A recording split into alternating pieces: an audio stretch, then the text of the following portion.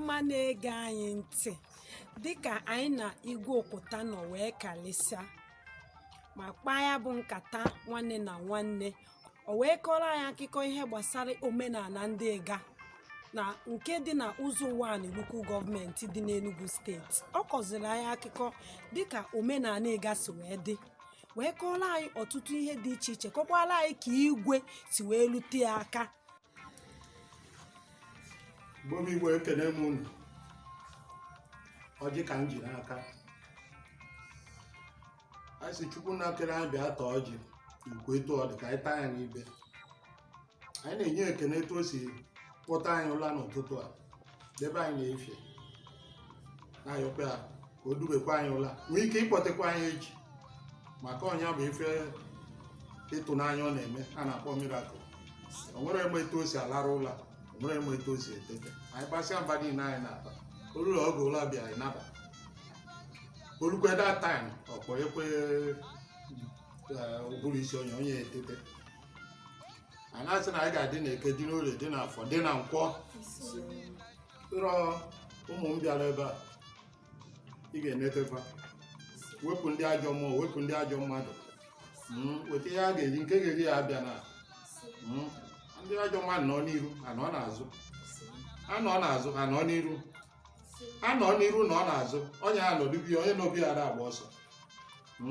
Ndị be anyị ndị ọzọ nọ n'ụzọ ije, ekpere anyị na-ekpe bụ onye lụasịkwụ anyị ụgwọ ya, onye kpọba ya lee ndị ọrụ oyibo promotion. Ọjị nji n'aka bụ ọjị ndụ, ọjị ịfụnanya, ọjị udo, ọjị agamniru. Anyị taa ya tata ndụ.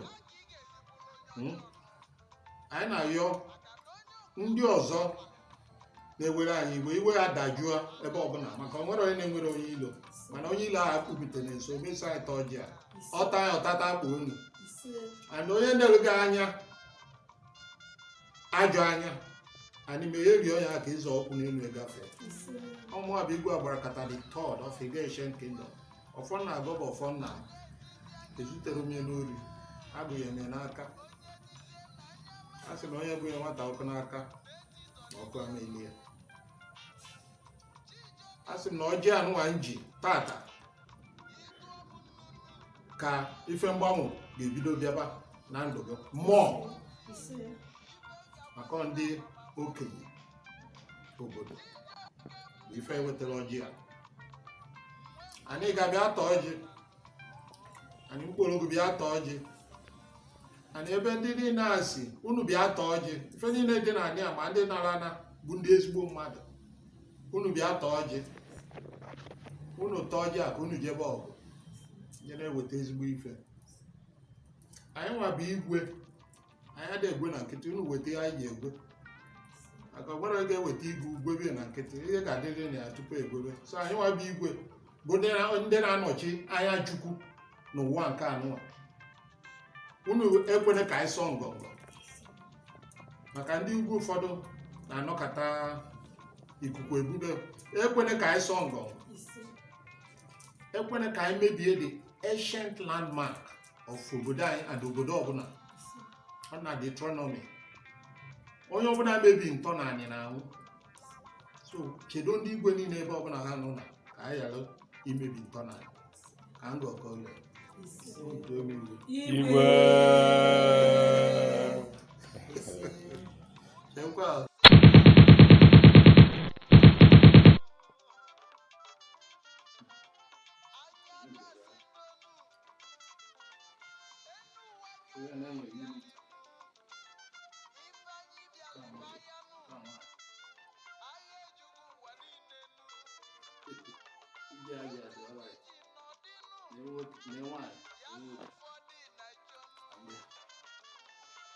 Ose ọjị a na-akpọ alligator pepper, ya dị very good, and the man nọ n'ihu gbawa ya, ị ga-agbawa ya n'ala so that ndị ancestors will take it.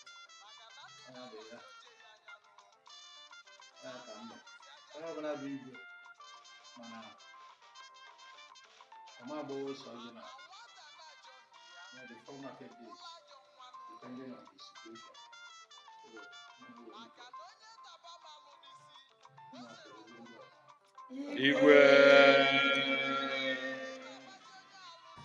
Ka ọ kọwakwara anyị ihe ọzọ anyị bụ ụmụ Igbo, anyị bụ ndị bịa na bie kwesịrị ịmata. Igwe, ị ga-akọrọ anyị ka ya bụ ịga si wee bido. Daalụ. Ịga ife ọ pụtara n'okwu Igbo, maka ịga bụ asụsụ Igala na Kogi steeti, mana ife ịga pụtara n'okwu Igbo bụ dịka ngige ya, ndị oyibo na-akpọ ya partition or wall na-protect a certain people. Nke a bụ ife ịga pụtara. Ị bịa na ịga, enwere mkpụrụ quarters or what you call villages. Anyị dị nọ. Enwe Ogboche village, enwe Asado village, enwe Ojulo village, enwe Akụkọ village. Quarters na bụ ihe make up Ịga ancient kingdom. Anyị chesiri all the same place wee bịa at the same time. Ndị Ogboche bụ my village si Angwa na Kogi State. Our ancestors si Angwa na Kogi State, because we are mostly farmers and hunters. So our ancestors, in their quest to find a suitable place how they hunt or call, so we move, migrate there. Maybe this is Fabia, Ode Baku. Yabia settle in a place I call Igga. Igga can be wake it up. So I know be there, but I'm going to go put that for one year. Makabia Zubezi Umaka, and I can't go to go. I will kwanye na go Igga de Leba, where by your book, where you are about a tower. I don't think it all go. And they say I am one Dibo, and they say I am a bad from family. However, that time they will take go to Igga. Igga kind on now. Where we're going there, Dinta, and we Colombia, Rosike. How about looking at a generate to off yard? A mamma and dear Maka, Uberike. You can't do the Ibona or Abumutasino convoy, Wasino Amada, or Ebago, Jokuto Funya, Buka Dinta Neva, or Sica de Vendia. Also, Yanigala. I want to buy a no reforce, where's ya? National society.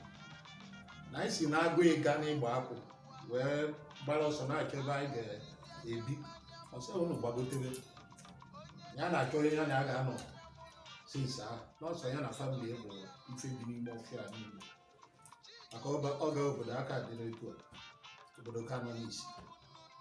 Or Bagote, where settle out. Ụfọdụ sikwa ya ọgwash maka Anambra wee bịa. Then the rest see different parts of Kogi wee bịa. I wee settle ebe a wee bibe ka ụmụ nwanne. Oge gboo enwere igwe. Igwe bidoro na 1976.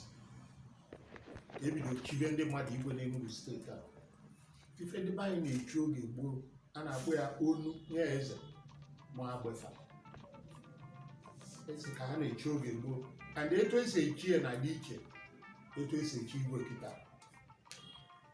Maka omenala eji echi ya. Ife ndị ọzọ gbasara ya nke a bụ ụbọchị ọzọ akwụbie. onye etu a ka anyị si bịa ewee kebe steeti anyị nọbụ na old Anambra steeti and old Uzowani local government ewee kebe steeti wee kepụ Anambra anyị ka nọ n'Enugu steeti anyị nọ na boundary between Anambra, Kogi and Enugu steeti ọ bụ anyị ka ọ yi ole oyila ndị orient na-egwu dị na be anyị ọ dị n'Ụdaba ife bụ Ụdaba bụ across Imabolo ya across Anambra River anyị nwe ebe a dị ime pụta nwe ebe a na-akpọ tripartite point na Ajọgwe ebe a ka these three states meet ọnya bụ ife ji kịta Enugu steeti ebe oyi producing state maka ndị National Boundary Commission aka bịara determine ebe a mana anyị ma ebe a onye ọbụla ama ebe a mgbe ya ọ bụ na ị bụrụ onye ịga ịma amụ ya les na-egosi gị maka na mmiri ka ọ dị anyị ama akọba akụkọ ndị ọzọ maka ebe esi na ya baa a different thing. Igbo bụ Igbo na-esonyere anyị ọ na-anụgo akụkọ eze nke atọ na ịga kingdom ihe ọ na-akọwara anyị o nwere mgbe ị gwara anyị n'ịbụ igwe nke atọ kedu ka ya bụ igwe agbarakata nke mbụ si wee bido onye bụ igwe agbarakata nke mbụ akpọrọ ya igwe agbara nke mbụ onye a bụ Honorable Chief Robert Okafor Pụta, member of British Empire and the first set of people enye OON na Nigeria.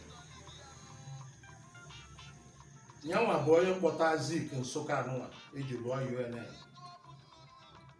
n'ụlọ anyị nọ ka ezo Zik oge ndị colonial masters na-achị aka igwe Abat Macaulay na grupu ekwu ya na-abịa rute n'ụzọ arụ ya ba Abat Macaulay igwe mba wee sị ya si kpọrọ nwoke a nya Zik na nwoke a dị ya mkpa si je kponye Robert Pụta ewee kpọrọ ya kpọbata a smaller house dịgo ebe a ezokete ebe a ọ ga my grandfather bụ Robert Okafor Pụta ọ na-anya moto a na-akpọ Hillman mmadụ ole nwekwara moto na Nsụka ọ ga-atara n'ụzọ so moto ebu bata ewere azịza zachasịa the tire print so that ndị polisi eliza na-achọ ebe Ezike nọ ka ha ghara ịma oge moto bara ezokete ebe a ifugoro etu ụzọ si gbanyere ahụ ebe niile dị okwu akpọrọ ya jebe na nke Samuel Eze nke Papa Stone ha ga-ejedebe ebe ahụ yet ebe a dị okwu alụrọ n'wọl ijebe Samuel Eze kịta ime regate that small bungalow dị ebe a ka Ezike nọ ọ nọkata ebe a si na ndị a ga-achọpụta ebe nwoke ahụ wee kpọrọ ya na ịga na be anyị ru muzik ka dị kịta na-ega ebe a nshọt ebe a ka m na-alarụ ma nri akwa nwee inspiration I na-enweta from there. So onye bụ Agbakata the first a na-akpọrọ Agbakata the first bụ the clan head of Ogboli. The whole Ogboli bụ Asaba, Igga, Ojo, Ogugu, Adan. Ọnọdụ ka onye bụ the traditional ruler of that place. So ọ na-control these 5 communities. O wee bisie ndị oke ya jekwube onye kere na 1969 anụsị ọgụ oge ebido mebie ife nke igwe na 1976 ọ ga-ajọ na Akụkọ bụ military governor Anambra State, old Anambra State. My father who His Royal Highness Igwe Fabian Chike Okota Agbakata the second, so now the first group of people I recognize as traditional ruler. Now about traditional ruler of Igga. a member of the House of Chiefs, Old Anambra State. He was a well-known man throughout the whole country. In 1995, February 10th,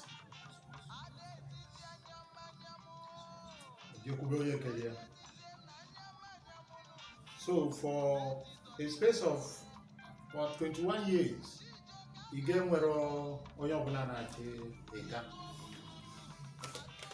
Ụmụaka kpolu bata ndị kwe na ndị egoro. I will say maka omenala anyị bụ a ga-akwa eze 9 days. And those 9 days bụ oriri. Every day na dịka ọfala for 9 days. So I bido 1st December na 2012. Every day I na-agba ọfala, I dey buru dị efi, agba ọfala every day. Emigede on the 8th of December, the elders and the kingmakers summoned me. I think of one Babos. And I break in our brother. Okay, young man, he juice here and t-shirt. I said, I see that my different count. The Ichibu night, I got coronated, got the community got coronated. No need. I may be from it, I know the other. And I put them, get now marrow. Let's see, late night, I was coronated in igga. It was another fanfare on its own. The town union, they letter to headquarters in Umulopa, to the local government chairman and then Colonel Omuboy. I heard what they do, they got big well. They had the name Fachus, you know, Gaza. No, for you to give them a date that they will come and present him. And then after 20 days, I want a reply. So that's they are presented to Commissioner of Chieftains, Akụkọ, Onye Light Refreshment, Atizie Gonobodo, release the final of living KDM. So if I have the stages of Agbakata first, Agbakata second, and my very self-known Agbakata the third. Igwe ajụjụ ọzọ bụ dịka ịkọwasịrị anyị ka o si bido, ọ ga-aka mma ka ịkọwakwuola anyị ka omenala igga si dị na obodo anyị bụ ala Igbo. Anyị nwere omenala dị iche iche. Anyị nwere oriri dị iche iche. Anyị nwere oriri a na-akpọ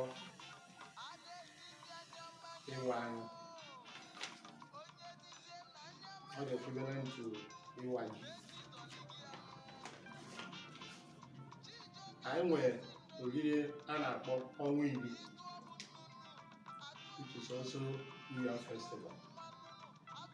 Anyị nweziri ọdụ oriri, onwe nke ọ ga-abụ na-eri ụmụ nwaanyị adabịa na village square. It's purely ritualistic.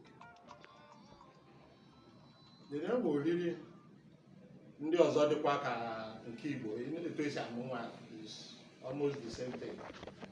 Only that nke anyị dị lesser. Enwere ike ebe ndị Igbo na-ana 100 naira, anyị na-ana 20 naira.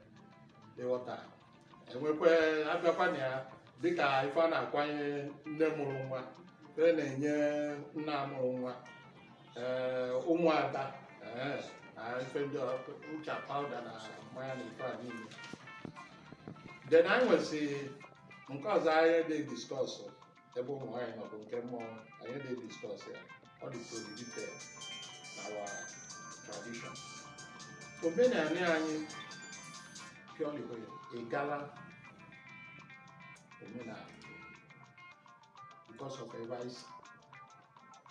But this modern time, or 21st century, the instruction, our principal is Excellency Right Honorable Ifeanyi Amalu tradition ga-emebi ife na dọrọ in conformity with present day life. Isi ire na iwepụ ya, ọ bụ na iwepụ ya, a reform anya. So I'm on a process of reformation of certain traditions. Ka ọ dịkwa in conformity with ihe na-aga kịta around us. Maka oge gboo a bụ sọsọ anyị nwa bi n'ime ọfịa, mana kịta na-enye obodo agbago onye ọbụla around.